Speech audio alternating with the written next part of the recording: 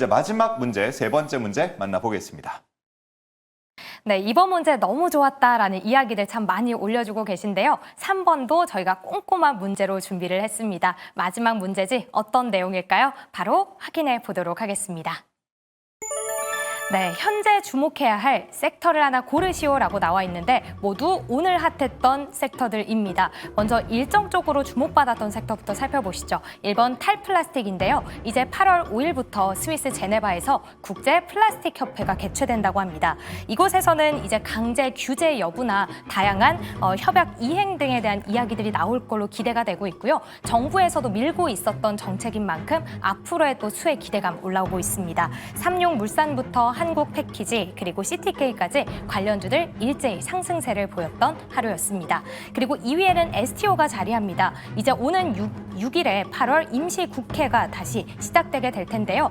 지난 1차 회의에서 STO 관련 법안에 대한 이야기 8월에는 꼭 나올 거다라고 언급이 됐었죠. 이번에도 가장 먼저 시작할 걸로 기대가 되면서 정말 법제화되는 거 아닌가라는 이야기 나오고 있습니다. 오늘 K옥션, 핑거 등 7% 넘는 상승세를 보였네요. 3위도 함께 볼까요? 오늘 앞서서 저희 YG 플러스에 대한 내용 살펴봤죠. 엔터 콘텐츠도 나와 있고요. 4번에는 전력 인프라 올라와 있습니다. 드디어 정부에서 계속 이야기가 나왔던 아리백 산업단지 조성 본격적으로 추진이 시작될 걸로 기대되는데요. 이에 따라서 전력 인프라 안에서는 오늘 두산 에너빌리티 5% 넘게 급등을 했었죠. 이외에도 전력기기까지도 함께 달렸던 하루입니다. 로봇도 있고요. 제약바이오의 경우에는 금리 인하 기대감 90%까지 올라오면서 시총 상위 코스닥 쪽에서 굉장히 좋은 흐름을 보였는데요. 앞으로 저희가 기대해 볼 만한 섹터 어느 쪽일까요? 한 가지만 골라보도록 할게요. 그럼 세 번째 주식 남녀의 선택 보드를 들어주시죠. 자, 오늘은 오른 종목이 많았습니다. 떨어질 때도 고르기가 힘들지만 이렇게 많은 종목들, 많은 섹터들이 오를 때에도 좋은 종목 고르기가 상당히 쉽지가 않은데 두 분께서는 각각 제약바이오 그리고 전력 인프라를 꼽아주셨습니다. 우리 시청자분들 가운데서 이제 문제를 풀면서 함께 풀어주시면서 이 4번, 6번 전력 인프라, 제약바이오 좋은 것 같다라고 말씀하시는 분들이 상당히 많았고 맞추면 뭐 주나요 하는데 저희가 따봉 드리도록 하겠습니다. 잘 맞춰주셨고요. 일단은 오늘 장에서 많이 주목을 받았던 게 뭐 전력 인프라에 워낙 그동안 많이 관심을 받았었고요. 제약바이오가 다시금 얘기가 많아지고 있어요. 미국에서 고용지표 발표 이후에 금리 인하 기대감이 커지고 있기 때문인 것 같은데 어떤 포인트에서 짚어주신 겁니까? 네, 맞습니다. 일단은 금리 인하 포인트를 먼저 짚고 넘어가야 될 것 같아요. 아무래도 금리에 따라서 제약바이오 업황이 워낙 왔다 갔다 하기 때문에 그런 부분들이 굉장히 중요하다라고 말씀드리고 싶은데 제약바이오 기업들 같은 경우에는 연구개발이라던가 임상시험에 따라서 좀 자금 조달을 하는 경우가 많이 있는데 금리가 높게 되면 당연히 그게 어렵습니다. 그렇죠. 하지만 금리 인하 국면에서는 자금 조달을 원활하게 진행을 할 수 있는 만큼 금리에 따라서 많이 움직인다고 볼 수가 있는데 이번에 고용지표가 미국에서 부진하게 나왔고 9월 달에 금리 인하 가능성이 높아졌다라는 의견들이 여러 나왔어요. 저 또한 그 시나리오를 좀 밀고 있는 상황인데 그렇게 되면 이제 제약바이오들이 더 원활하게 사업을 진행할 수 있는 환경이 조성이 돼서 그런 부분들이 좀 장기적으로 봤을 때 모멘텀으로 들어올 거다라고 말씀을 드리도록 하겠고요. 그리고 우리나라 바이오 같은 경우에는 지금 글로벌 시장으로 계속해서 뻗어나가고 있는 상황인데 특히 미국 쪽에서 굉장히 기술력을 인정받고 있습니다. 그리고 미국 같은 경우에는 미국 기업들이 워낙 약가가 비싸기 때문에 우리나라 기업들을 찾는 업체들도 굉장히 많이 있어요. 그런 부분에 있어서도 긍정적이라고 볼 수가 있고 또 유한양행 같은 경우에는 상반기에 미국에서 이제 렉나자를 이제 공급하게 되면서 상반기에 4,400억 원 정도 매출을 발생을 했습니다.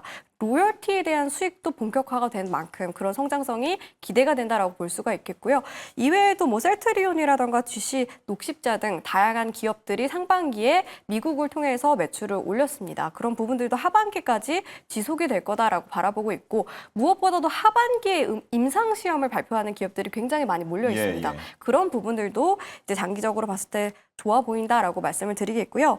그리고 또 상법 개정에 관련된 부분들도 제약바이오랑 연결이 돼 있는데 9월 달에 이제 자사주 소각과 관련된 상법 개정이 여러 가지 나올 것으로 전망이 되고 있는 상황이에요. 근데 바이오 기업들이 그동안에 자사주 소각을 잘 하지 못했습니다. 왜냐면은 경영권 방어를 위해서 하지 못했는데 만약에 이게 자사주 소각이 의무화가 될 경우에는 제약바이오 종목들이 자사주 소각을 하게 되면서 어느 정도 주주 환원에 대한 기대감이 커질 거라고 저는 보고 있거든요. 있거든요. 그런 부분에 있어서도 제약바이오 종목들이 좀 올해 장기적으로 좀 올라가지 않을까라고 생각이 들어서 제약바이오를 꼽았습니다. 네, 보통은 상반기보다 하반기 쪽에 조금 더 관심을 많이 받는 제약바이오인데 여기 금리 인하 기대감까지 더 만약에 실리게 된다면 아무래도 하반기에 또 주도주가 될 수 있지 않을까 하는 기대감을 더 모을 수 있을 것 같습니다. 자, 그런가 하면 박철순 전문가는 전력 인프라 늘 강조를 해주셨던 부분인데 오늘도 또 꼽아주셨네요. 근데 뭐 지금 안 좋은 게 없어가지고 너무 올랐기 때문에 뭐 기술적으로 부담을 느낄 수 있겠지만 이 업황에 대해서는 뭐 아무도 뭐라고 할 수가 없습니다. 지금 예. 왜냐면 관세 충격도 지금 뭐 그리 영향을 주지 않고 있는 상황이죠. 전방산업 수요는 워낙 많죠. 공급은 딸리죠. 그러니까 공급자 우위 시장이 지속이 되고 있는 그런 상황이기 때문에 뭐 지금은 뭐 기대감이 계속 높다. 기술적인 어떤 부분만 신경을 쓴다면 충분히 언제든 베팅할 수 있는 종목들이 이 안에 많이 있다라고 보시면 될 것 같습니다. 실제로 지금 대형 변압기 같은 경우로 봤을 때 올해 상반기 때 대미 수출액이 한 2배 이상 급증하는 것들을 우리가 확인을 했었고요.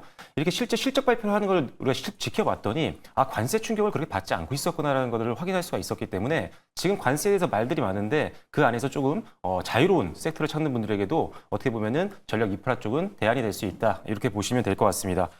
그리고 지금 우리나라 같은 경우는 뭐 저렴하고 뭐 납기일도 빠르고 이런 강점이 있기 때문에 그리고 중국을 지금 미국이 견제하고 있는 상황이다 보니까 이 부분에 따른 또 반사익을 보고 있는 상황입니다. 계속적으로 미국 시장이라든지 북미 시장 넘어서 이제 유럽 시장까지도 노후 전력망 교체 수요가 많이 나오고 있으니까요. 유럽 시장도 한번 수출 지표들을 계속 확인하시면 좋을 것 같다라고 말씀드리겠고요.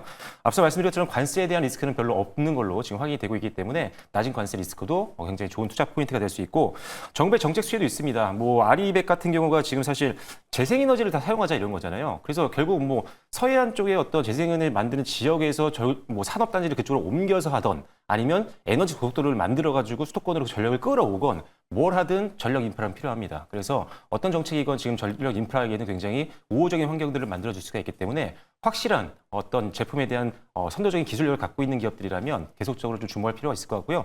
개인적으로는 아직도 지금 우상향 흐름 나오고 있는 산일전기가 상대적으로는 저평가 매력이 있어서 계속적으로 탑픽으로 말씀드리도록 하겠습니다. 예. 시간이 한 1분 정도밖에 안 남긴 했는데 방금 산일전기를 말씀을 해주셔서요. 네. 저는 이거 차트 보면 손이 도저히 안 나가거든요.